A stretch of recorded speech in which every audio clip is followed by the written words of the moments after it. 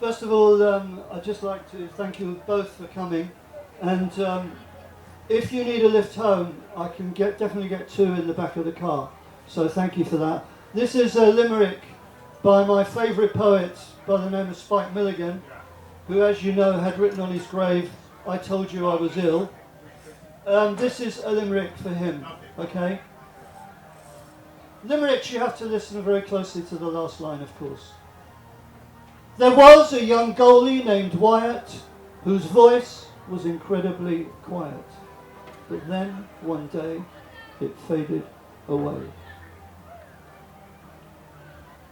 Thank you. I'm going to do you a poem, especially for those people who have had to go on a gluten-free diet. I know there's a lot of amazing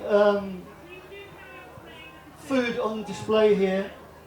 For those people who suffer from gluten-free diets, the worst thing is when you go into Waitrose and you see the cake counter. So it's for anybody who's ever had to go on a gluten-free diet. Gonna tell you a tale about a lady. She's a girl with her head screwed on right, and she's way up above because she knows what she loves when it starts to get late in the night. She's a sensible, sensual lady. She's sexy, make no mistake. But when we're alone in our own little home, my woman gets craving for cake. And to look at, you'd think her a model. Uma Thurman gets jealous, I know. But show her roulade or strawberry tart, and that's when she lives in the ghetto.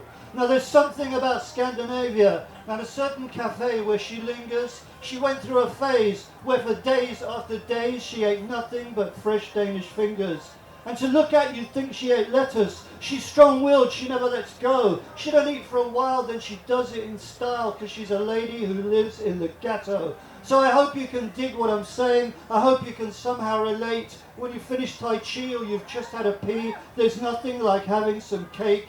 And whether you live in a cottage or yurt, or your kitchen's the size of a chateau, my baby don't care. She's at home anywhere, just as long as she lives in the ghetto.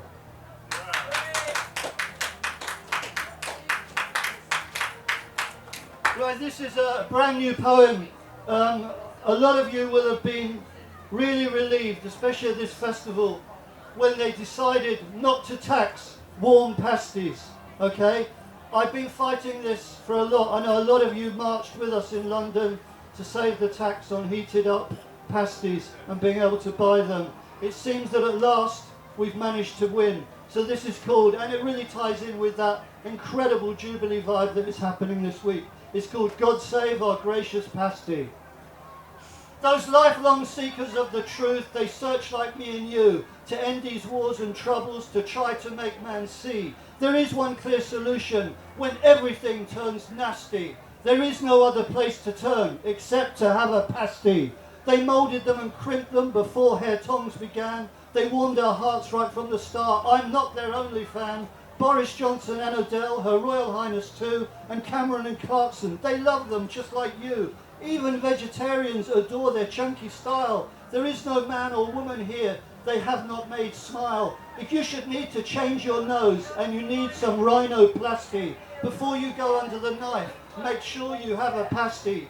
Come tasty cheese and onion, come vegetables inside, big up the humble pasty. Come halve her name in pride, in homes and minds in poorer times, they made their county proud. They shaped our future and our past from Cornwall up to Stroud.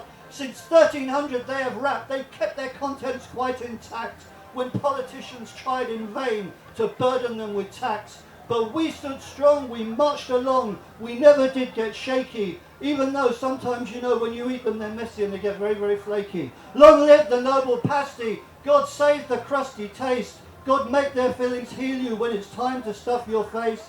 And if your world turns upside down and things get dark and nasty, cold or warm, in rain or storm, God save our gracious pasty. Thank you.